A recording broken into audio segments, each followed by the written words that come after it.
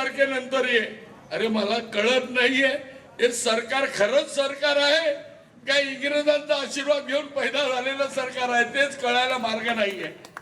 काय इंग्रज एक वेळेला दादागिरी करत होते आणि हे सरकार आता त्याच पद्धतीने चाललंय आणि आपल्याला राग येतो. अरे पोलीस असे काय वागतात, पोलिसांच्या हातात काहीच नाहीये. आणि जो त्यांचा होम मिनिस्टर बसलाय तो वाटेल ते ऑर्डर देतो, याला उचला त्याला बसवा त्याचं करा. मला काही कळतच नाही. आणि त्याने काय अमरपट्टा घेऊन आलाय काय की त्याचं सरकार येणार आहे. यानंतर 101% महाविकास आघाडीचं सरकार येणार हे लिहून घ्या तुम्ही. मग त्यांचा पट्टा जो अमर पट्टा आहे तो आपण त्यांना दाखवूया. कारण महाविकास आघाडीने आज महाराष्ट्रात जी मेहनत घेतली आणि जी एकता दाखवली ती एकता पाहिल्यानंतर 100% गॅरंटी आहे की महाविकास आघाडीचंच सरकार येणार.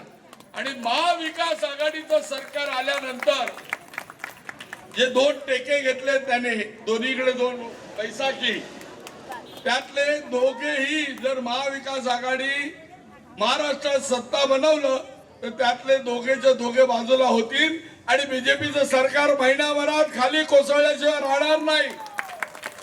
आणि हे सत्य हे तुम्हाला मी सांगतो. कारण आता तुम्ही विचार करा त्यांचं सगळं हे जे दादागिरी चाललंय कशासाठी सांगतो तुम्हाला. मुंबई आणि महाराष्ट्र दोन्ही त्यांना ताब्यात पाहिजे. कारण आज जो पैसा आहे कितना पैसा देखते रे ना आज जो पैसा आहे तो मुंबई आणि महाराष्ट्रातच आहे. महाराष्ट्रातले मोठमोठे व्यापार त्याने गुजरातला नेले आणि सगळा पैसा जो गोळा करतायत तो महाराष्ट्र आणि मुंबईतून गोळा करून दिल्लीला घेऊन जात आहेत. त्याला कधी कधी विचार करावा लागतो की छत्रपती शिवाजी महाराजांनी ज्या वेळेला दिल्ली गाजवली होती खरंच या लोकांना तशीच आपल्याला पण एक झटका द्यावा लागेल की दिल्लीचं सरकार कसं खाली येईल आणि आणल्याशिवाय राहणार नाही हे आज मी तुमच्या समोर प्रॉमिस करतो. कारण जेवढे नेते आपले आहेत मग ते राहुल गांधी असो कालपर्यंत त्याला पप्पू पप्पू म्हणून नाचत होते. आज त्याला हाऊस मध्ये बघितल्यावर एवढ्या मोठ्या प्रमाणात घाम सुटतो त्या मोदीला की उत्तर देता येत नाही. त्याचप्रमाणे उद्धव ठाकरेंच्या बाबतीत पण त्यांचा विचार चालला होता. पण उद्धव ठाकरे पण त्यांचे बाप निघालेत. आणि सगळ्यात महत्वाची गोष्ट 83 वर्षाचा नेता जाणता राजा भले त्यांना राग येऊ दे आमचा तो जाणता राजा आहे शरद पवार साहेब. आणि ह्याने विचार केलेला आहे की ह्यांना गुंडळायचं ह्यांचं बोचकं बांधायचं. मी गॅरंटी देतो तुम्हाला की हे सरकार पडणार म्हणजे पडणार. आणि आपल्याकडचा जो आमदार आहे तो इतका गर्विष्ठ आहे आणि की त्याला साध्या अधिकाऱ्यांशी कसं बोलावं, पोलीस डिपार्टमेंटशी कसं बोलावं, बीएमसीशी कसं बोलावं, मंत्रालयाच्या अधिकाऱ्यांशी कसं बोलावं, काही कंट्रोल नाही. त्याच्या बापाचा राज असल्यासारखे जे वाटेल तसं बोलतो. एक लक्षात ठेवा आम्ही जरी निवडून आलो तरी सरकार चालवतो कोण, अधिकारी चालवतात. शासन चालवणं अधिकाऱ्याच्या हातात असतं. आणि त्याचे नियम बनवलेत बाबासाहेब आंबेडकरांनी ते नियम तुम्ही तोडू शकता पण ते तोडल्यानंतर भोगायला जेव्हा वेळ येईल त्यावेळेला भोगायची पण तयारी तुम्हाला ठेवली पाहिजे. आणि आम्ही ते भोगायला लावू याच्यात कुठेही शंका नाही. मी परत तुमचं सगळ्यांचा आभार मानतो आणि माझे 2 शब्द संपवतो. जय हिंद, जय महाराष्ट्र, जय भीम. आमदार असताना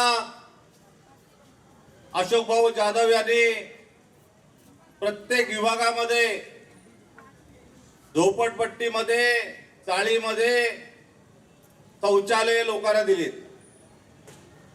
पाण्याचा प्रश्न अशोक भाऊ जाधवनी त्यावेळेला सोडवलेला आहे.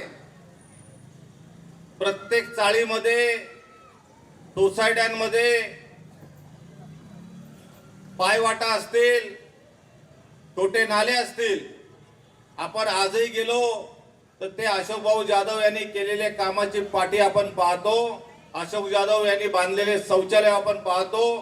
म्हणजे गरिबांना जे जे काय पाहिजे होतं ते सर्व अशोक भाऊ जाधव यांनी त्यांच्या आमदारकीच्या कार्यकाळामध्ये दिलं.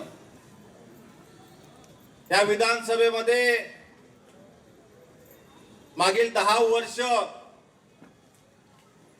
अहंकारी आमदार, गर्विष्ठ आमदार,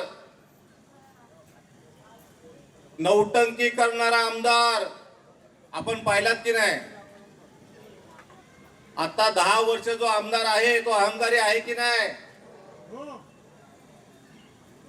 त्याच्या कार्यालयामध्ये ज्या वेळेला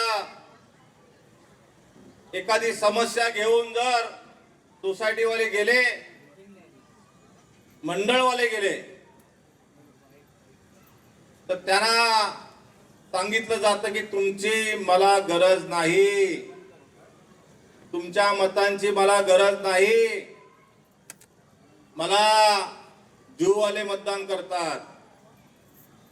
म्हणजे हा आमदार गरिबांचा नाही आहे का? मला सांगा, यांनी आपल्यासाठी काय केलं मला तुम्ही सांगा. या ठिकाणी शौचालय बांधायला आला का? या ठिकाणी गेली 10 वर्ष तुमच्या विभागामध्ये कामाच्या समस्या समजून घेण्यासाठी आला का? ज्या वेळेला आपण या समस्या घेऊन गेलो त्या वेळेला यांनी अहंकारी आमदारांनी आपल्याला सांगितलंय की तुमच्या मतांची गरज नाहीये. याला मतदान आपण करायचं का? सांगा तुम्ही, का करायचं याला मतदान? हा गरिबांचा आमदार नाही. यांनी गरिबांसाठी काय केलं मला सांगा.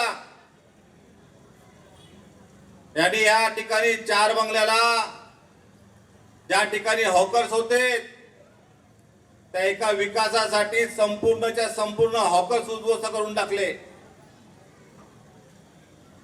त्यांना नस्तनाबूत करून टाकले. त्यांनी हॉकर्सवाल्यांचं त्यांना मारण्याचं काम यांनी केलेलं आहे. आज या कपासवाडी मधले कितीतरी हॉकर्स याच्या जाचाला त्रासाला कंटाळलेले आहेत. 10 वर्ष या हॉकर्समध्ये यांनी सातत्याने त्याची कारवाई त्यांच्यावरती केलेली आहे. मग पोलिसांकडून केली असेल, महानगरपालिकेकडून केली असेल, आरटीओ वाल्याकडून केली असेल. त्याच्यामध्ये जाऊन त्या हॉकर्सवाल्यांना मारण्याचं काम यांनी 10 वर्षामध्ये केलेलं आहे. क्या कहना चाहेंगे आप प्रोग्राम के बारे में? बहुत ही खूबसूरत माहौल में ये प्रोग्राम हुआ है और आपने तो पहले देखा ही होगा यहाँ पे कि कितने अच्छे से प्रोग्राम हुआ. इस प्रोग्राम में अहम मुद्दे ये थे कि जो काम रुके हुए हैं झुग्गी झोपड़ी के, उसके काम नहीं हुए हैं और उस काम के लिए लोग तरसते हैं. पानी का प्रॉब्लम है, बाथरूम का प्रॉब्लम है, ये सारे प्रॉब्लम्स ले करके, मीटर का प्रॉब्लम है, वाटर का प्रॉब्लम है, सारे प्रॉब्लम ले करके लोगों ने अशोक भाऊ जादव जो यहाँ के कैंडिडेट है कांग्रेस के, उनके सामने ये सारी बातें लोगों ने रखी और उसका उन्होंने प्रॉमिस किया कि हम आने वाले वक्त में ये सारे प्रॉमिस को हम फुलफिल करेंगे और ये पूरा करेंगे ताकि आने वाले वक्त में लोगों की जो समस्या है उसको समाप्त की जाए. और आप देख रहे हैं कि यहाँ का जो माहौल है वो एकदम बदला हुआ है. 165 का अंधेरी विधानसभा का बहुत अच्छा माहौल है और सारे लोग आज महाविकास आघाड़ी के पीछे खड़े हैं और महाविकास आघाड़ी आने वाले समय में कम से कम 200 सीटों से महाराष्ट्र में विजयी होगी. ये हम लोगों का, सब लोगों का विश्वास है.